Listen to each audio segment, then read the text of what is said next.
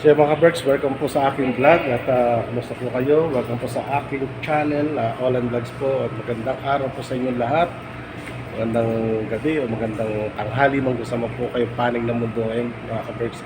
So andito po ako ngayon mga ka-Berks sa bago naming receive na Toyota Commuter siya. At ito into manual transmission lang siya mga ka-Berks. So check natin kung ano mga kanya mga specification.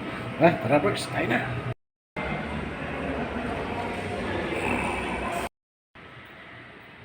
Wow.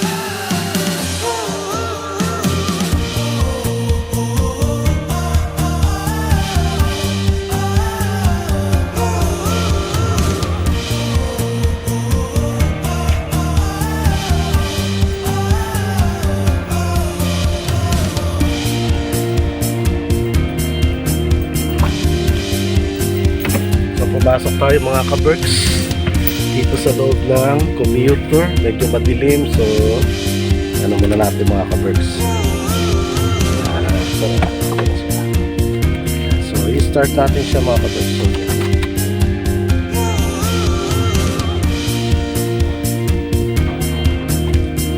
So yan, i-start na namin mga ka-Berks. So yan mga ka-Berks, so usually, wala namang halos pinagbago. Music and News Authority. Brigada Love Lines. Brigada Love Lines. May mga problema na minsan nahihirapang kaghanapan ng Mga ka-Berks, nakita nyo medyo madilim kasi black yung kanyang cover, seat cover. So, ang seating capacity nito ay nasa 1, 2, 4, 6, 7, 8, 9, 10, 11, 12, 13, 14. Mga 14 ganun. Kasama, sa 15, balik kasama yung driver. So, yan. Kasama yung driver sa ano. So, ito lang naman yung basic na Commuter GL Grande. Commuter High Ace Commuter na Toyota High Ace na black quality. 2024 model to mga ka-Berks. So, okay lang. So yan, very basic lang naman. So ito yung kanyang mga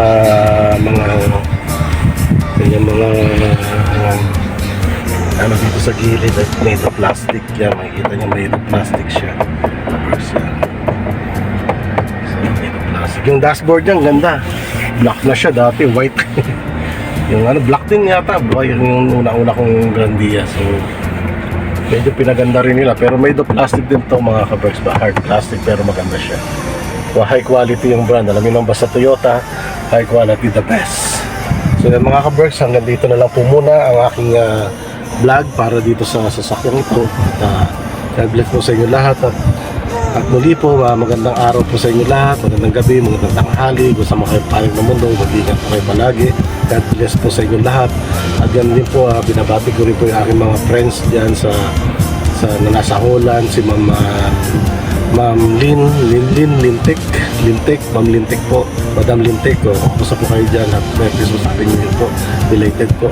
Pasensya na po, busy po talaga ako sa aking work. Ito, pagkagaling ko ng Toyota, nagpa-service, ito naman ang dumating at inayos namin ito. Sabihin na receive namin, checklist lahat, tinignan ko kompleto. Tapos doon din po kay Sir Danny, Brother Danny Castillo ng Canada. So magandang araw sa iyo, magandang gabi o magandang tanghali kung anong oras man dyan sa Canada ngayon, ganda pa sa Holland. Kay Ma'am Lintik, kay Ma'am Self po, kamusta po kayo? At sa lahat po ng mga Team Lintik, Team Power Lintik po, kamusta po kayo lahat dyan? Hindi ko na po kayo isa-isahin kasi hindi ko naman kabisado yung mga teams ng Team Lintik. Basta pagka nakikita ko lang sa chat, ganun po. At ingat po kayo palagi. God bless po sa inyo lahat. At lagi po kayong magdasal para po sa ating kaligtasan, para po sa ating mga blessing na matatanggap sa araw-araw. Maraming salamat po sa inyong lahat. God bless po sa inyo natin. Lahat po ng papuri ay binibigay po natin sa ating Panginoon, di ba? In Jesus' name, lahat po kayo ay mag-iingat. Bye-bye! Ito po si Olan Vlogs. So ito mga kaberks, power window siya. Yan, ito yung button niya. Switch niya, power button niya. Yan. Yung mga yung button para sa window para mag-tumupi siya. Ganun din po sa kabila. Yan mga kaberks. So yung stereo niya mga kaberks, ang ganda na ngayon. Digital na siya, oh. Digital na yung kanyang stereo. So ang ganda na. So ito yung kanyang mga aircon knobs. Ito yung off sa sa thermostat. Yung kanyang control sa lamig. Ito yung control naman sa kanyang fan. So yan ang off, yan ang fan. 1, 2, 3. Narinig nyo, 4. Yan. So yan.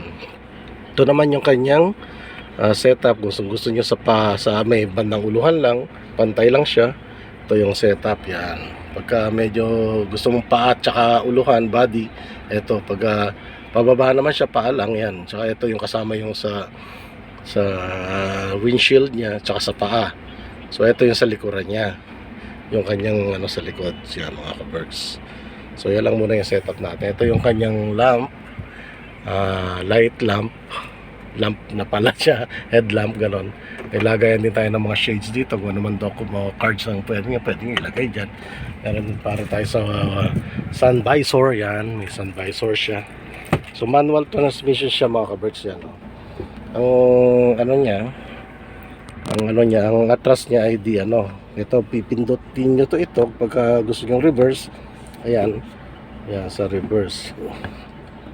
Ito yung reverse, tapos meron na siyang camera mga kaberks. Ayan, may back camera na siya. So makikita nyo na yung likuran ng inaatrasan nyo. Yung makikita nyo kung pag-park nyo, wala naman masyadong problema. Kung mahirapan ka mag-park, so yan, nakita na. So yan, binalik ko na siya sa dati. So yung kanyang mga controls ay nandito mga kaberks. Ayan, ito yung sa lock niya, door lock. Yan, nag-lock siya pagka pindutin mo ito, door lock. Ito naman yung unlock ng door. Yan, ito naman yung sa window niya, pwedeng kayong pababa. Yan, nakalock din siya, window lock. Yan. So ito naman yung up and down ng up down ng window. So yan, up down. Ganon din sa kabila mga kaberks. So yan. So very simple lang naman to, manual transmission mga kaberks. Saka hindi siya keyless, may susi siya, wala rin siyang remote control. Kaya yan. Ito naman yung mga knob niya sa hood, tsaka sa gasoline, yung takip ng sa gasoline na pillar niya, yung dito sa side. So yung mga ito, may niya rin to mga kaberks. Yan, pwede nyo i-adjust yan, sa pababa. Ayan, pababa, pataas, pwede rin wala siya. Ayun, meron din siyang panoramic. Mayroon siyang panoramic, maganda. So ito yung lever niya para sa adjustment ng manibela.